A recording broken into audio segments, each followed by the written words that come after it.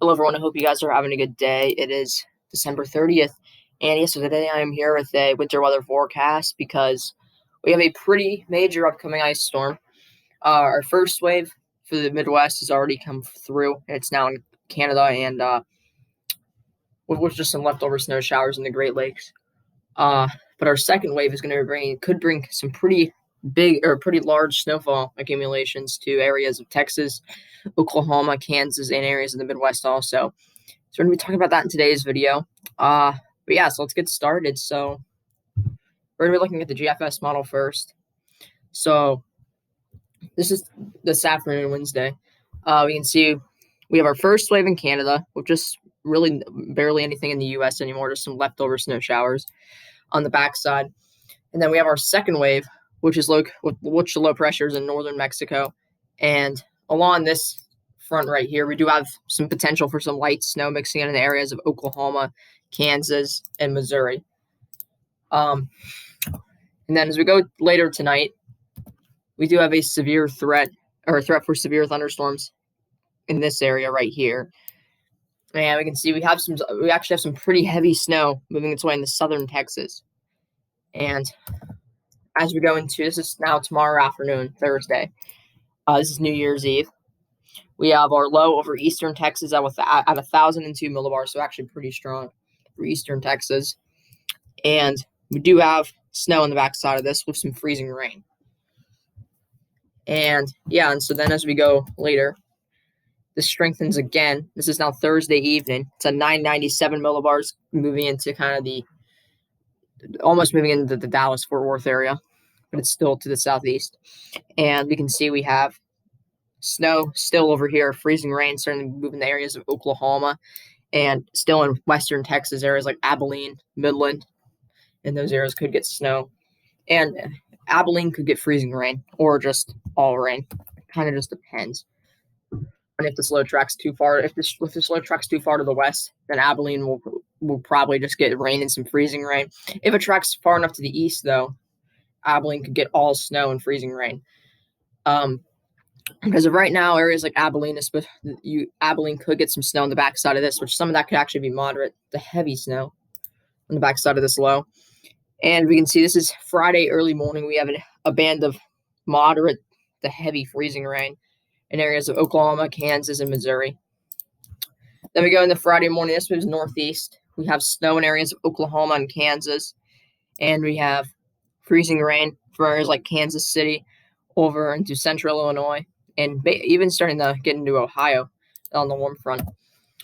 Then as we go in the Friday afternoon, we have a lot more freezing rain now, all the way into Pennsylvania. And we have very heavy freezing rain in areas like northern Indiana, northern Illinois, northern Missouri. So this could be a pretty decent, or some areas could get some pretty good freezing rain amounts. It may not last a long time. And then we can see at Friday evening, we have freezing rain in Pennsylvania, southern New York, and it's starting to calm down in the Midwest and the Great Lakes a little bit with there's some light snow and some lighter freezing rain as the low is weakening. It's only at 1,006 now by Friday evening, and it's in central Illinois. And then it does strengthen a little bit more as it moves sort of into the Great Lakes and into Canada. You can see early Saturday morning, we have the snow and freezing rain potential for areas of New York, Vermont, New Hampshire, Massachusetts, and Maine. Then Saturday morning, you can see we have some patches of heavy freezing rain and heavy snow again. And then by Saturday evening and the early Sunday morning, that system will move out. And then we have a weak little East Coast system. We're going to talk about that more in tomorrow's video. So now let's look at actual snowfall accumulations with this.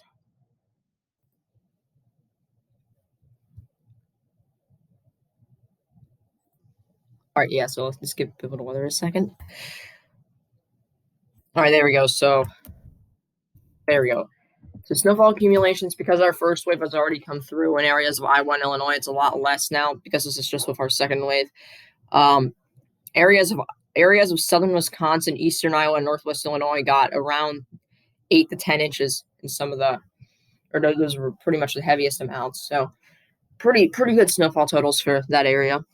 And then we can see with our second wave, the heaviest snowfall goes from Texas, kind of, and then it goes into northern Maine.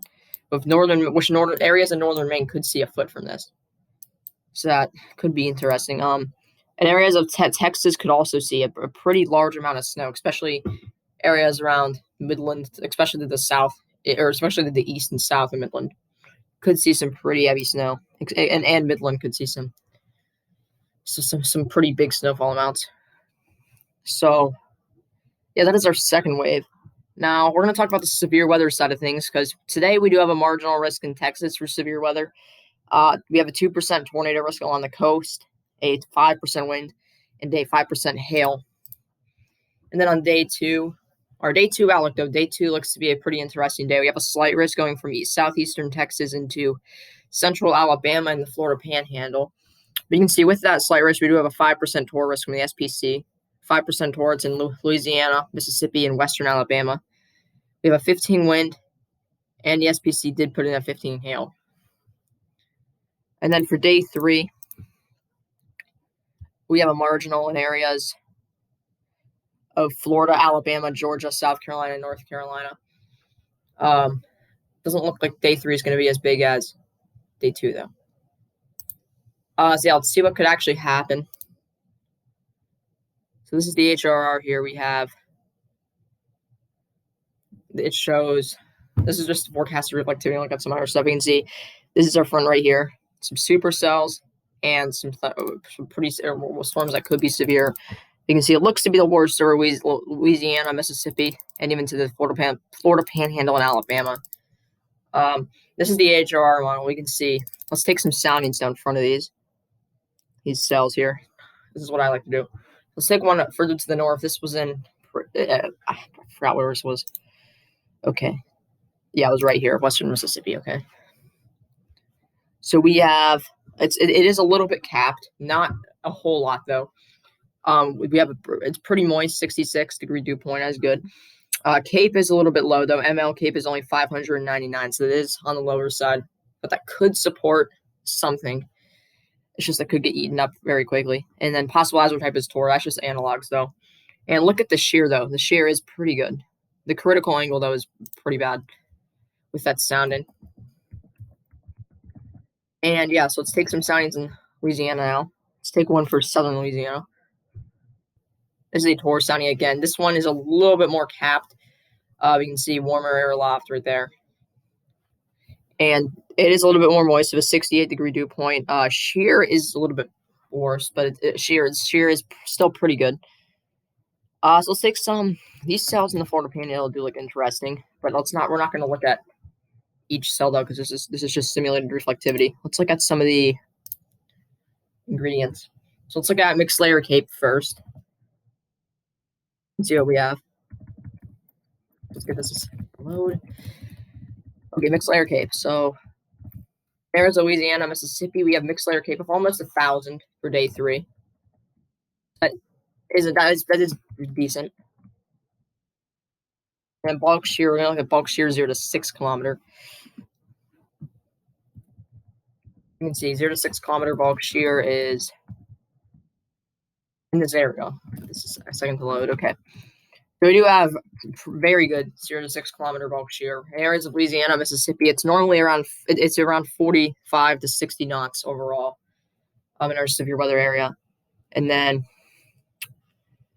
another thing we could look at is storm relative velocity, 0 to 3 kilometer.